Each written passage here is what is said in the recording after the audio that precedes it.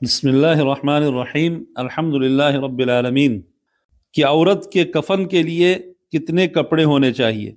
اور کیا ان میں سے کسی ایک کپڑے کو شلوار بنایا جا سکتا ہے، شلوار کی شکل پہ سلائی کر کے؟ اس کا جواب یہ ہے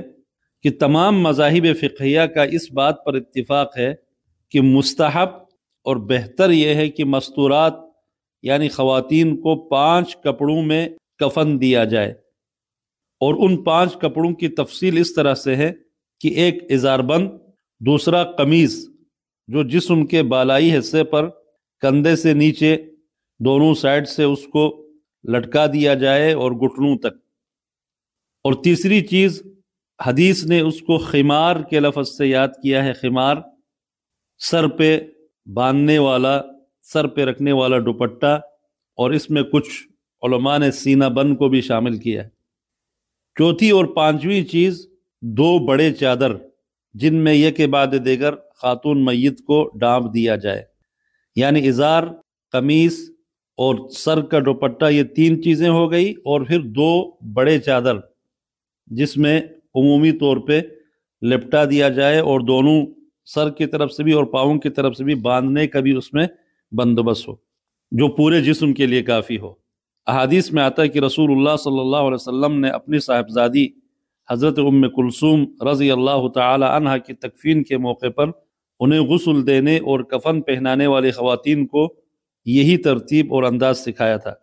لہٰذا سنت کی پابندی اور اتباع میں ہی انشاءاللہ خیر و برکت ہے، اور اسی پر اکتفا کرنا چاہیے۔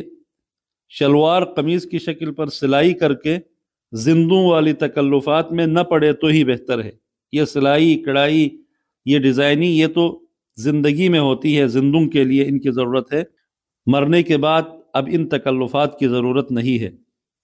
ویسے بھی فقہا نے مخیط یعنی سلے ہوئے کپڑے کو کفن کے لیے استعمال کرنے کو مکروہ کہا ہے۔ ہاں، البتہ کسی مجبوری کی صورت میں، جیسے کوئی بڑا چادر اور کپڑا نہ ملے تو چھوٹے سائز کے ٹکڑے جوڑ کر کامل اور ساتر کفن بنانے کی ضرورت پڑے تو اس صورت میں سلائی کے ذریعے ان کو جوڑنے میں، یا اگر کسی جگہ سلائی لگتی ہے تو اس میں کوئی حرج نہیں ہے۔ لیکن اگر کوئی مجبوری نہیں ہے یا کوئی خاص وجہ نہیں ہے تو کفن کے لیے جس طرح مردوں کے لیے شلوار قمیض کی شکل پہ سلائی کی جاتی ہے، اس طرح کی سلائی کرنے کی ضرورت نہیں ہے۔ سنت طریقہ یہی ہے کہ سادگی سے بغیر سلائی کے ازار، قمیص اور خمار جو دوپٹہ ہے، اور اس کے بعد جو 2 بڑے چادر، لحاف یا لفافہ جن کو کہا جاتا ہے، ان میں ہی خاتون میت کو 5 کپڑوں میں کفن دیا جائے۔ واللہ تعالی اعلم۔